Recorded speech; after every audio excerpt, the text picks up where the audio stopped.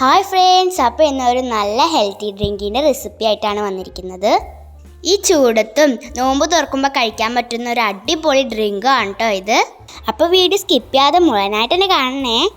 അപ്പോൾ ഇത് തയ്യാറാക്കാനായിട്ട് ഒരു പഴുത്ത മാങ്ങ തൊലിയൊക്കെ കളഞ്ഞ് ചെറിയ കഷ്ണങ്ങളാക്കി എടുത്തിട്ടുണ്ട്. പിന്നെ 2 ചെറുപഴം എടുത്തിട്ടുണ്ട്.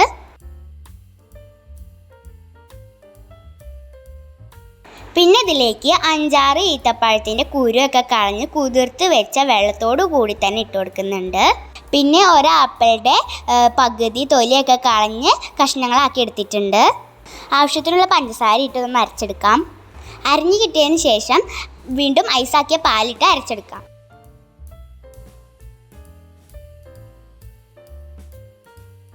ഒരു പാക്കറ്റ് പാലാണ് എടുത്തത്. അത് 2 തവണ ആയിട്ടാണ് അരച്ചെടുത്തത്. അരച്ചെടുത്തിട്ട് ഇത് നല്ലതുപോലെ മിക്സ് ആക്കണം. ഇത് നല്ല കട്ടിയിലാണ് ഇരിക്കുക. നമ്മുടെ ആവശ്യത്തിനനുസരിച്ച് ലൂസാക്കി എടുക്കാം കേട്ടോ.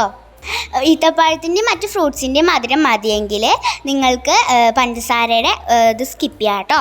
പിന്നെ ഇതിലേക്ക് ഒരു ഡ്രോപ്പ് വാനില എസൻസ് ചേർത്തെടുക്കുന്നുണ്ട്.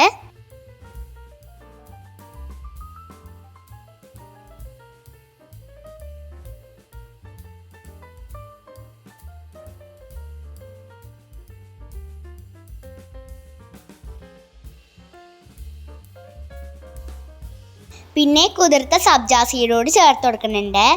നല്ലതുപോലെ ഒന്ന് മിക്സ് ചെയ്തെടുക്കുക. ഈ ചൂടുകാലത്ത് നോമ്പ് നമ്മളെ തളർത്തുന്നുണ്ടല്ലേ.